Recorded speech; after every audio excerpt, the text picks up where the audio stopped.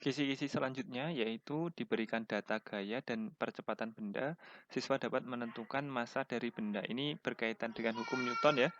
Jadi berdasarkan persamaan hukum Newton, gaya itu sebanding dengan perkalian massa dengan percepatan. Lebih tepatnya ini hukum Newton yang kedua ya.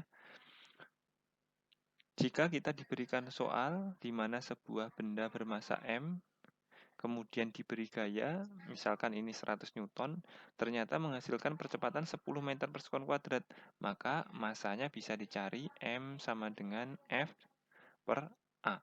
Sama dengan 100 dibagi 10 ya, sama dengan 10 kilogram. Ini saya pikir sangat mudah ya.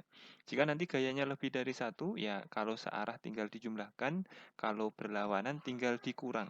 Sebagai contoh, misalkan ini baloknya bermassa M, kemudian ini F1 misalkan 10 Newton.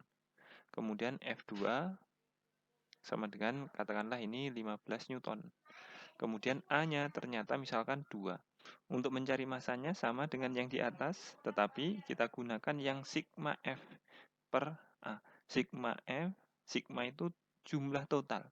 Artinya jika searah dijumlahkan, jika berlawanan dikurang. Ini kan searah ya, sama-sama gayanya arahnya ke kanan, berarti dijumlahkan 10 ditambah 15, 25, kemudian A-nya 2.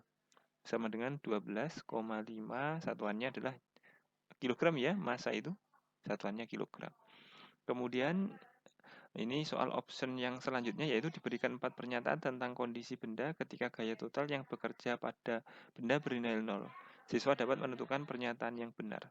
Ini kan sigma F sama dengan M dikali A. Jika sigma F atau total gayanya itu 0, berarti ini M dikali A. Berarti nanti kalau kita pindah ruas, jadinya begini ya.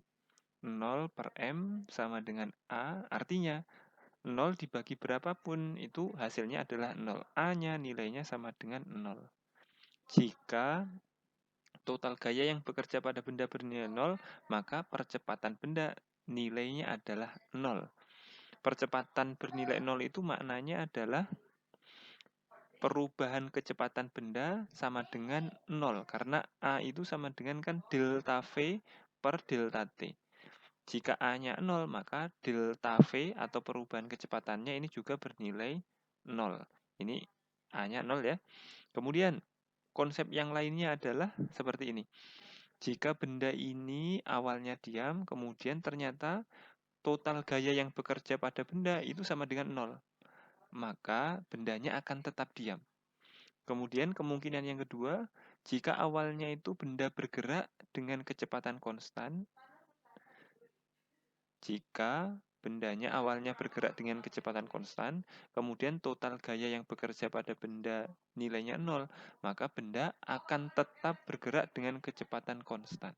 Itu dua konsep ya, yang berkenaan dengan sigma F sama dengan 0. Jadi pernyataan yang pertama, benda tidak akan dipercepat. Ini benar karena A-nya nilainya 0. Kita centang ya. Benda selalu diam, kalau selalu salah. Jadi ada dua kemungkinan tadi. Kalau awalnya diam, akan tetap diam. Kalau awalnya bergerak dengan kecepatan konstan, akan tetap bergerak dengan kecepatan konstan. Kemudian benda tidak mungkin bergerak lurus beraturan. Salah ya? Mungkin. Jadi yang kedua ini tadi ya, GLB, awalnya GLB, dia akan tetap GLB.